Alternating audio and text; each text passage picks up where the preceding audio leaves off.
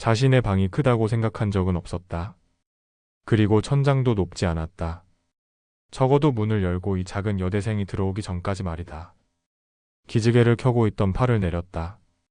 남들은 마주치고 나면 슬그머니 내리까는 눈을, 저 여대생은 마치 그런 거 모른다는 듯 되려 제 정수리까지 꼼꼼하게 들여다보고 싶은 모양이다. 시선이 이마를 지나 위로 올라가 버렸다. 이렇게 작은 여자가 있어? 평범은 눈을 내리뜬 채로 절 올려다보는 작은 여자를 내려다봤다. 뭔가 마땅치 않았다. 툭 건드리면 부서질 것 같았고 호 불면 날아갈 것 같았다. 그런 주제의 눈빛은 초롱초롱하다. 절 쫓아다니는 계집애들 중엔 이렇게 똘똘해 보이는 눈이 없어 흥미가 영 없었건만. 그것뿐인가? 과외한다고 들어와 놓고는 아무리 체격이 성인이라지만 고1인 절 두고 남자인 양 눈빛을 흘리는 여대생들 눈은 완전 반은 풀려 있었는데 제게 아주 관심이 없다. 이 여대생은 진짜 백이다. 진짜 모범생. 그렇다고 아주 저렇게 목석 보듯 보는 눈이라니. 자존심 상했다. 누구에게나 쉽게 호감을 얻고 누구에게나 아주 손쉽게 마음을 얻는 외모이건만. 이건 뭐 지붕 위에 탁 보는 듯한 소눈. 소눈. 그래. 딱 저 눈에서 눈물 맺히면 소눈깔은 아니고 송아지 눈이려니 싶었다. 속눈썹이 풍성하게 말려 올라간 쌍꺼풀의 맑은 눈동자가 촉촉했으니까. 고개를 잠시 갸우뚱했다. 처음 본 여자가 이렇게 긍정적인 인상으로 자존심을 긁을 수 있다는 게 흥미로웠다. 어쨌든 과외 선생이 들어오는 날은 밤에 놀러 나갈 수 없는 날이기도 하다. 고매하신 자신의 어머니께서 이것만큼은 지키는 조건으로 카드 한도를 늘려주셨으므로 놀고 싶으면 과외 선생을 없애면 되는 거다. 아주 간단하다. 긍정적인 인상도 자존심을 긁은 것도 다 용서할 수 있다.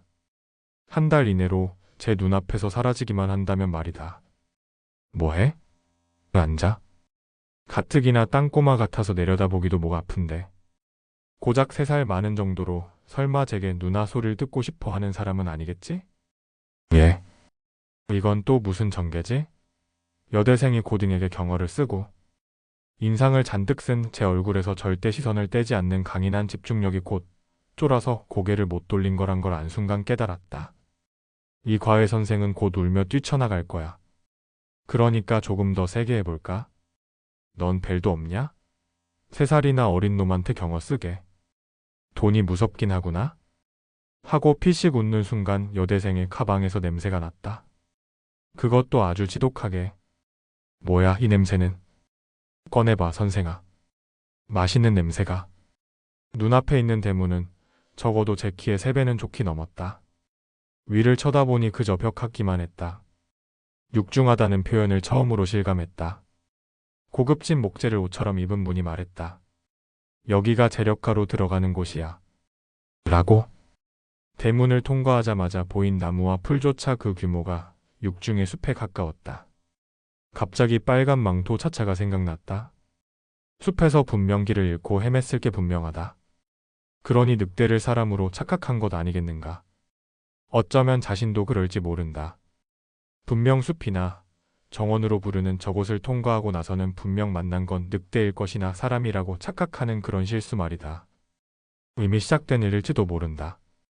이름이 고평범이라니. 세상에 이렇게 자식에게 평범하다는 이름을 지어주는 부모가 이렇게 평범하지 않은 집으로 자신을 고액 과외 선생으로 불렀다. 고액도 보통 고액이 아니다. 대기업 과장급의 액수였다. 망설일 시간도 없이 무조건적으로 돈이 필요했던 가난한 명문대의 여대생은 그냥 덥석 제안을 받아들였다. 가끔 불안했지만 돈이 선입금된 걸 보고 불안을 애써 외면했다. 그러니 오늘도 그 불안을 외면했어야 했는데 고평범의 방에 들어선 순간 알았다. 애써 외면한 불안은 차곡차곡 지층처럼 쌓여 아마도 이 높은 천장보다 높아졌을 거란 걸. 높은 방의 천장 아래 그 천장보다 더 높다고 생각되는 방 주인이 있었다. 놀라서 입을 벌린 건 절대 아니었다. 그냥 눈을 높이까지 짚다 보니 위로 올라가던 얼굴 근육이 차마 같은 리듬으로 입을 끌어올리지 못한 탓이었다. 아, 이래서 이 집은 모든 것이 드높구나. 고평범은 평범하지 않았다. 어쩌면 앞에 고는 성이 아니라 평범이라는 표준치가 무척 높다는 뜻일지도 몰랐다. 일단 키가 그랬다. 적어도 190cm는 넘을 키였다. 반면 목소리는 굵고 낮았다. 한국말을 하지 않고 목만 긁는 소리를 낸다며 맹수가 먹잇감을 앞에 두고 물기 전에 그르릉 된다고 해도 믿을 판이다. 뭐해? 앉아? 가뜩이나 땅꼬마 같아서 내려다보기도 목 아픈데. 응? 난 대학교 1학년이고 넌 고등학교 1학년 아니야? 내가 3살이나 많은데? 반말에 땅꼬마. 화가 나야 하는데 제 입술을 절로 말려 이 사이로 들어갔다. 그랬다. 말아 물었다. 할 말을 절대 해서는 안 될 것 같은 분위기에 압도되어 입술을 말아 물었다. 올려다보고 있는 것도 저요. 저 큰 손에 한 번 맞으면 과외 전에 장례 먼저 치를 것 같은 것도 저였다. 그러나 정작 이 인내심의 중요한 본질은 그것이다. 왜? 왜? 다른 알바와 과외 모두 그만둬도 된다. 공부만 해도 되는 여유로운 일상이 포장되는 액수였다. 공부. 그리고 한국대를 우수한 성적으로 졸업하는 일은 중요했다. 법으로도 완전히 보호받을 수 없는 친부의 폭력에서 벗어날 수 있게 될 테니까. 그런 사회적 계층으로 편승할 수 있는 유일하고도 또 유력한 길이기도 했다. 예. 아차? 손으로 입을 틀어 막았다. 눈앞에 큰 덩치가 중한들 이렇게 존댓말을 할 계산은 아니었는데. 넌 벨도 없냐? 3살이나 어린 놈한테 경어 쓰게.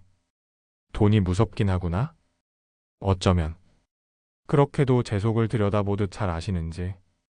예. 벨은 이 시간 이후로 없습니다. 눈앞에 이 거대한 190cm짜리의 고등학교 1학년이라는 남자애를 본 순간부터였다. 아니 실은 이 애가 입고 있는 모든 옷에 명품 로고가 찍혀 있는 걸 본 순간부터? 시선을 잠시 떼는 순간조차 섭섭할 정도로 드높은 콧등과 선명한 입술 아래의 조각 같은 턱선을 본 순간부터일 수도 있겠다. 가슴 어디 밑바닥에 갈려 살짝 고여있던 벨도 다 날아가 버렸다.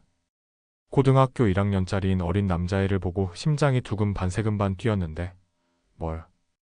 이건 무덤에 들어갈 때까지 지켜야 할 부끄러움이지. 설렌 게 아니라 저 잘생긴 얼굴에 위축되어 버렸으니까? 만날 때마다 과외 제자가 무섭다면 그만둬야 한다는 걱정과 두려움이 몰려들었다. 그 걱정과 두려움이 기우라는 사실을 확인시켜준 건 뜻밖에도 회색의 작은 팩팩 안에 들어있던 도시락이었다. 긴 다리를 접으며 고급스러운 갈색 책상 앞에 앉던 평범이 고개를 돌렸다. 정확하게 백팩 쪽이었다. 반듯한 옆 콧날을 살짝 쳐들어 백팩에서 흘러나온 도시락 냄새를 코끝에 걸린 실을 당기듯 빨아들였다. 뭐야 이 냄새는? 꺼내봐 선생아. 예. 이 말 잘 듣는 선생이 꺼내보겠습니다. 제 저녁 도시락을요? 도시락을 자랑이라도 하려는 듯 꺼냈던 건 가방이 무사하다는 안도감 때문이었다. 한편으로는 요리 솜씨 하나는 하나님도 못 따라올 거라는 어머니의 손길에 대한 자긍심 때문이기도 했다. 설마 그걸 꺼내자마자 바로 가져가더니 세 젓가락 만에 다 먹어 치우리라고는 생각 못했기 때문이기도 했다. 내 저녁 도시락인데. 억울하게 외치고 났을 땐 이미 도시락통은 비어 있었다. 과외 첫날을 맞이한 제자가 그대로 들고 나가버린 탓이었다. 제자의 등을 향해 버리지 말아달라고 사정하고 싶은 긴박함까지 심장을 조여왔다. 버리지 말아줘. 그리고 나도 선생 자리에서 버리지 말아달라고. 이름이 평범하지, 결코 평범하지 않은 과외 제자와의 결코 평범하지 않은 첫날이었다. 아들이 평범하지 않은데 그 어머니 역시 평범할 리는 없다는 걸 과외가 끝날 무렵에 깨달았다. 비어있는 저녁 도시락통을 한우 소갈비로 가득 채워 들어왔을 때 말이다. 고평범의 어머니인 곽평이는 세상 기쁜 얼굴이었다. 어머, 세상에. 우리 평범이가 이렇게 밥을 한 공기 다 먹은 게 언제인지 몰라요. 어머니 음식 솜씨가 보통이 아니시네. 이상하게 그 목소리가 기쁘다, 구주 오셨네란 문장을 연상시킨 건 왜일까? 잘 가요. 너무 고마워요. 우리 평범이가 낯을 많이 가려서 좀 까다롭긴 한데요. 속 안 썩이고 학교 잘 가는 모범생이에요. 튼튼하기도 하고요. 다만 공부를 조금 더 신경 썼으면 해서 오늘 선생님 모셨어요. 세상 이렇게 다감하고 인격적인 어머니 아래에서 저런 아들이 있다고? 생각한 순간 어깨가 오싹했다. 뒤돌아보니 분명 저 멀리 있건만 마치 곁에 있는 듯한 존재감이 느껴진 탓이었다. 고개를 돌리는 순간 눈이 마주쳤다. 화사하게 웃기 위해 눈가까지 휘는 표정만큼은 평희 여사와 꼭 닮아 있었다. 화려하고 수려함을 품은 그 어느 오래된 토자기 같이 섬뜩했다. 깨지면 돈이 얼마나 들어갈지 모를 그런 미소였다. 우리 선생님, 첫날부터 고생하셨습니다. 도시락 반찬이 너무 맛있어서요. 먹으라고 그렇게 선뜻 저녁까지 내주실 줄은 몰랐어요. 앞으로 잘 따라서 공부해 보겠습니다. 타감하고 공손한 말투까지.